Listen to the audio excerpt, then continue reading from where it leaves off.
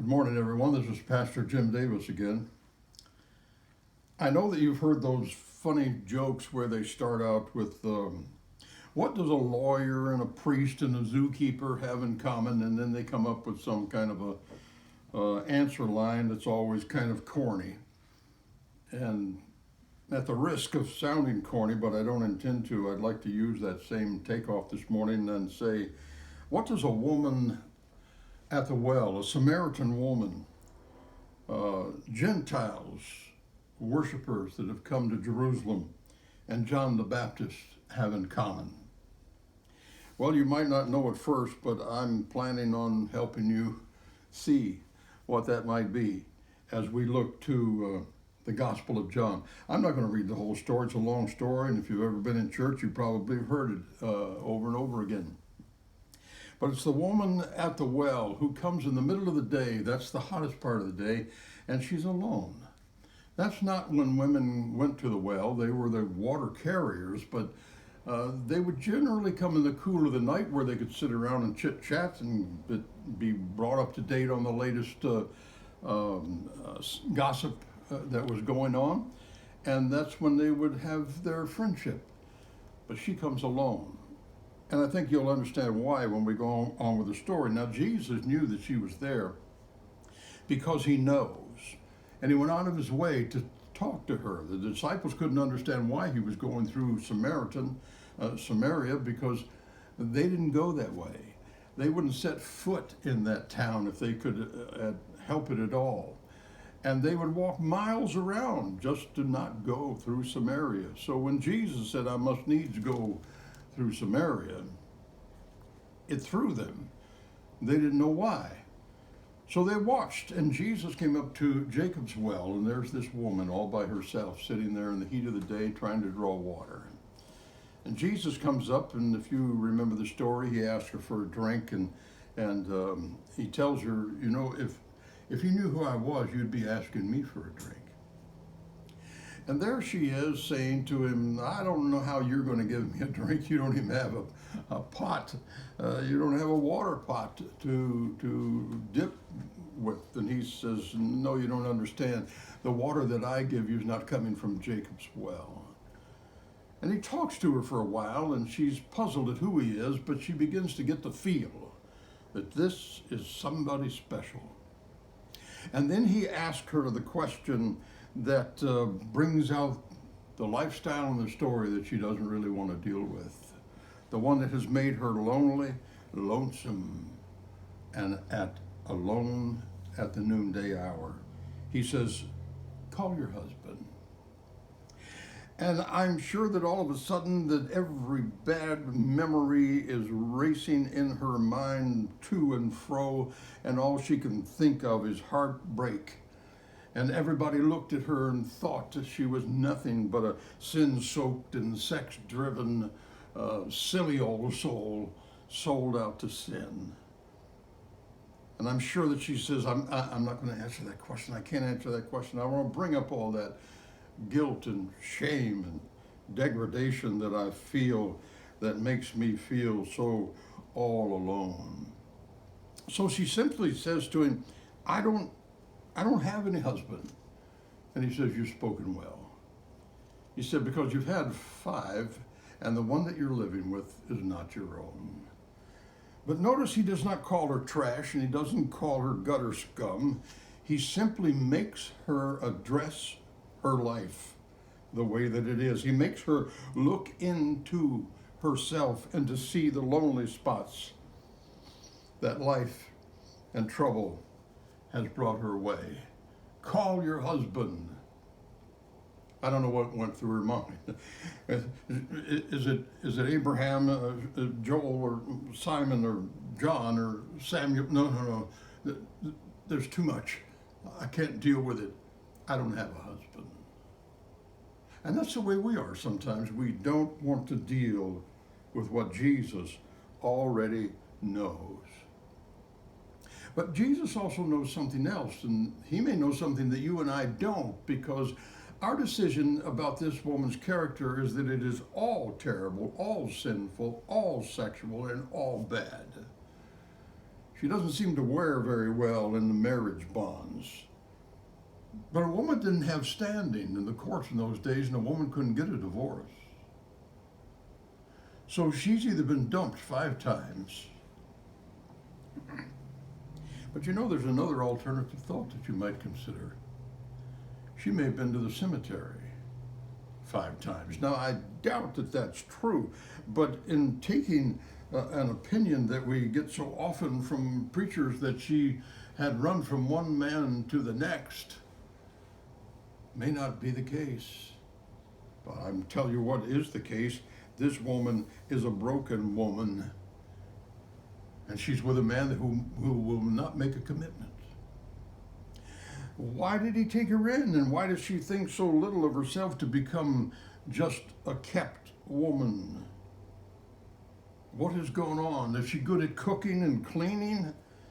Whatever it is, he takes her in, but it's just a new pain with a different name. He's not going to be obligated. He will take her in, but he'll make no commitment.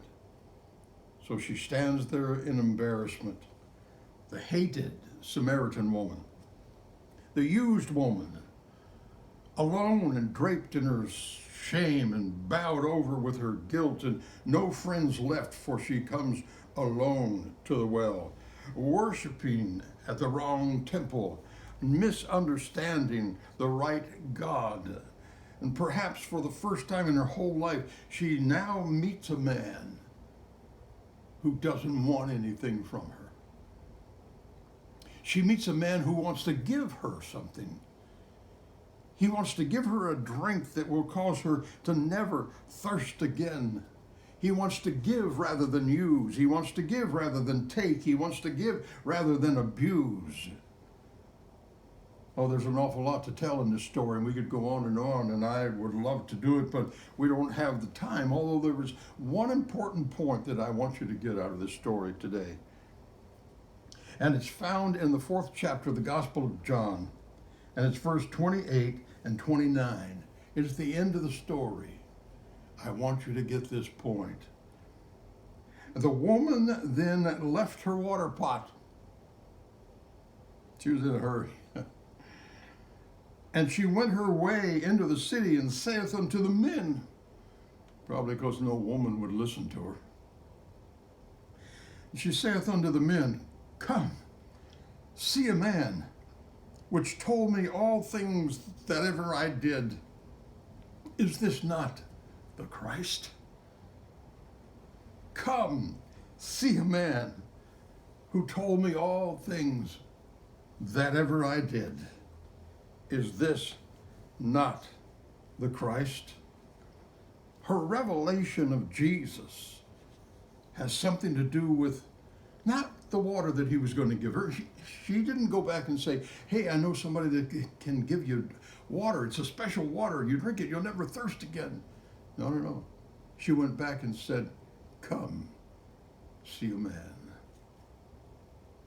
Come and see a man. The revelation that filled her heart with such joy that she ran back to town to tell it as quickly as she could. So much in a hurry, she left her water pot behind that might be stolen by the next person that comes, because she's had a revelation of not what Jesus can do, but who Jesus is. Come, see a man who knows me on the inside and did not call me scum. Come see a man when you're lonely and when you're scared and you don't know which way to turn. Your world is turned upside down. You are losing the election. Your side may not win. What are you going to do? Come see a man. And keep your eyes on Jesus. Well, what does a woman at a well have in common with Gentiles who come to Jerusalem for the feast day, the Passover? It's an exciting time. It's a once-a-year event.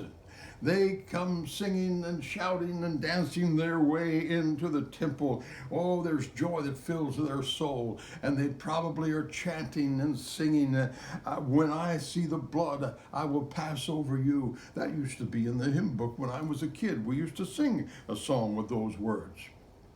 When I see the blood, when I see the blood, when I see the blood, I will pass over you. I was raised on those words. But as a little kid, I never knew what they meant. But these people that fill Jerusalem with 1.5 million people, they knew what it meant. And they were here to sing from the joy that they had all the way back to Moses and Aaron and the book of Exodus. You know the story well, I'm sure. They were told when the 10 plagues came upon Egypt, and the last one would be the death of all the firstborn of everything. God told them to put the blood over the doorpost. And when the death angel comes by, he said, when I see the blood, I will pass over you. It meant that they lived. It meant that they headed to the promised land. It meant that they were free from slavery. Well, the Gentiles had come.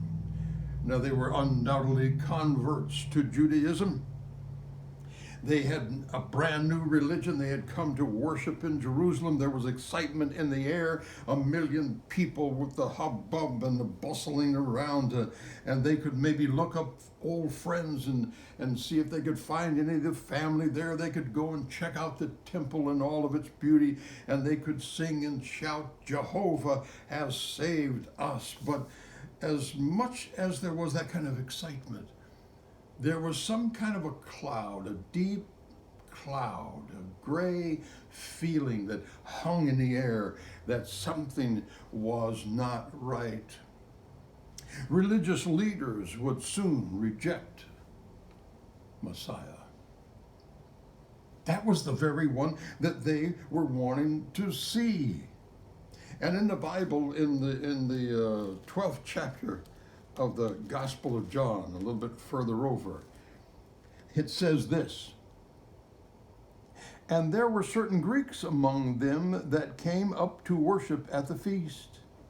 The same came therefore to Philip, which was of Bethsaida of Galilee, and desired him, saying, Sir, we would see Jesus. Sir, we would see Jesus. As the religious folk are about to say, crucify him in a few days, they were saying, I want to see him. I want an audience with him. I want to talk to Jesus and all the hubbub of the city with all kinds of interesting things to do. What took their attention was the thought of seeing Jesus. And so they stopped with that very purpose in mind, and they went on the hunt for Jesus. When they find his disciples, Peter perhaps of a timid personality, Philip, they said, Philip, we would see Jesus. And Philip cometh and telleth Andrew, and again Andrew and Philip tell Jesus.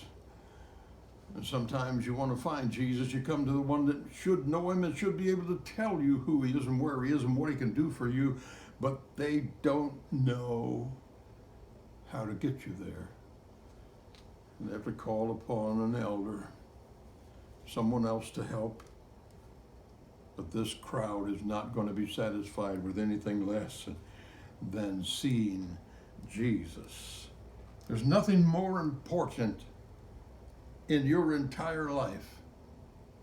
Nothing more that you can do that's better than keeping your eyes on Jesus in the hubbub of life.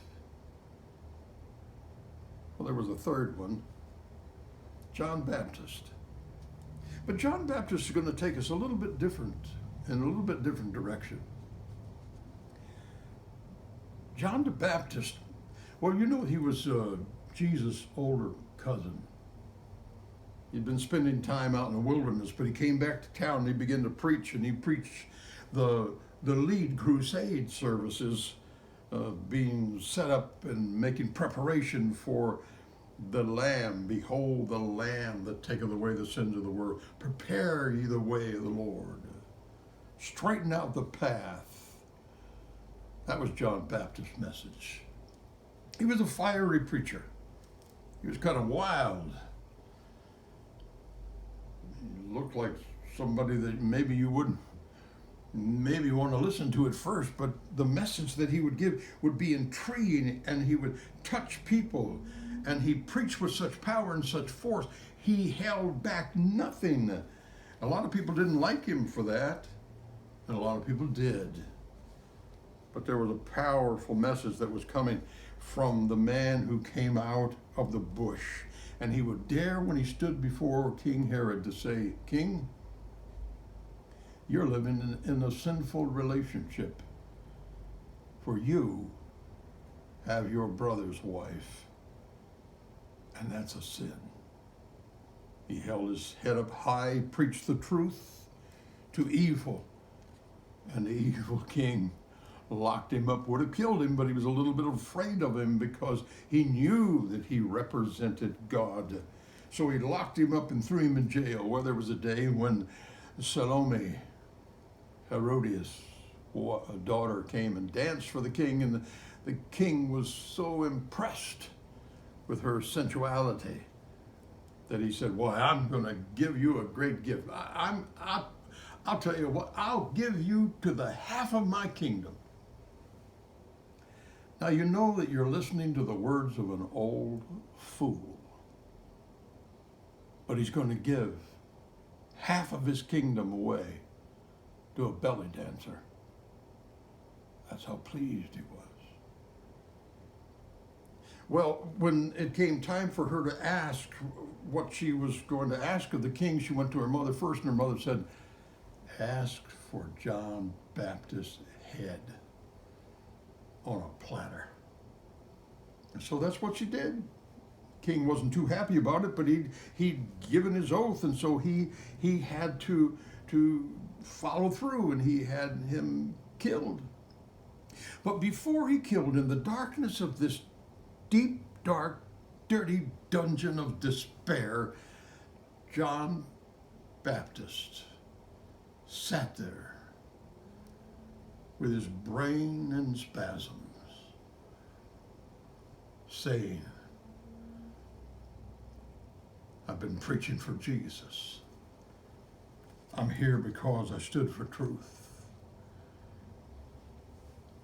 I've always believed that he was the Christ. But sometimes in the darkness of this despair, I'm challenged. Sometimes you'll want to see Jesus, and sometimes he just doesn't always show himself. And you're looking for him. You're looking for that encouraging word. You're looking for him to come alongside. You're looking for him to say, "Here I am," while you sit in the dungeon and wonder, and the devil challenges your soul. So you thought you were right. So you thought you knew what was going on. So you thought you knew what the world would do, and how the ministry would go, how your testimony would work. You thought you had the spiritual world by the tail, and the devil will mock you and ridicule and make fun of your sincerity. And sometimes he gets through to the heart,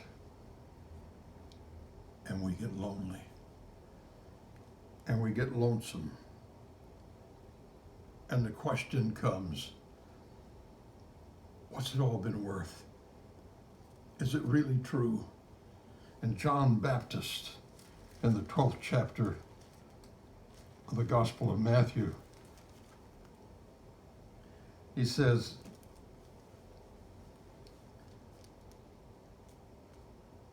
I want to know, are you the one? Or look we or seek we for another? Jesus, I can't see you in the dark. Are you the one?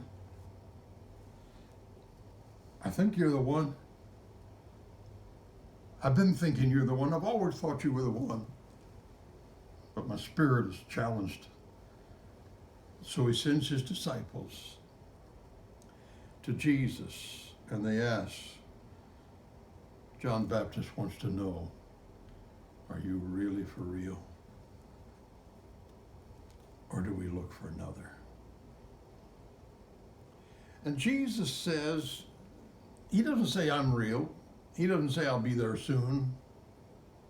He doesn't say, tell him to keep the faith. He just tells him, look at what I've done. Look at how I've touched lives. Look at what I've done in your life. Believe me for the work's sake. You've seen me work. Do not give up. Do not quit. It's time for faith and to remember when you can't see him that we walk by faith.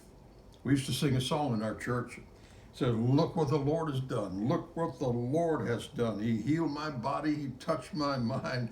He saved me just in time. I'm going to praise his name. Each day is just the same. Come on and praise him. Look what the Lord has done. And John, in the darkness of the cell, only has the memories of Jesus. And in his mind's eye, his faith is intact. And everything around him is wrong. Everything around him is hopeless.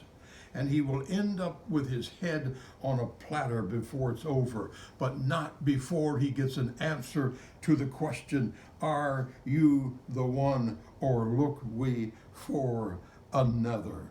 What do you do when you can't see him?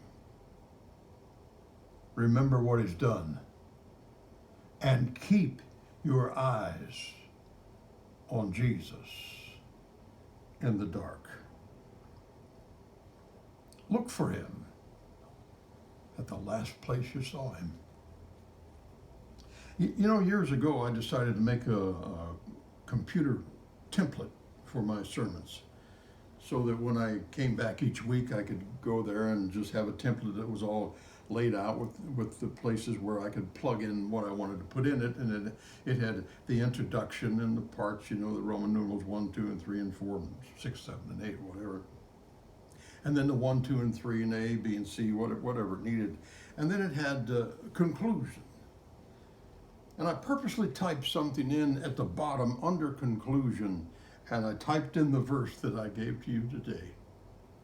Just those short words.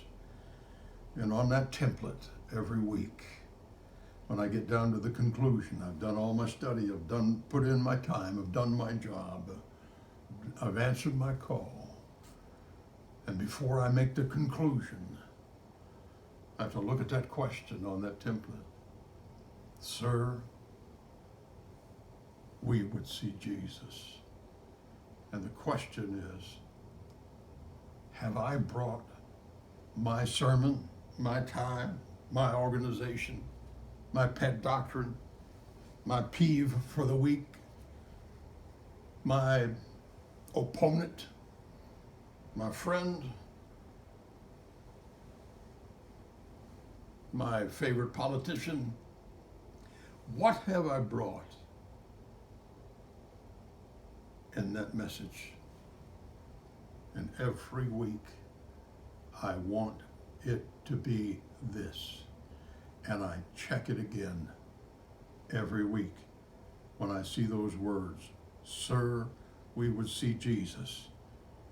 And I check, did I tell him about Jesus? And say, well, I can't see him. I know the call is, come and see a man that told me all things that ever I did. Is this not the Christ? I know the call is to Philip, sir, we would see Jesus. But sometimes the call is from John Baptist, are you the one? Or seek we another? And all I can say to you is keep the faith, especially at a time like this. Things are going to get rough. No matter who gets to the Oval Office, riots will get to the streets.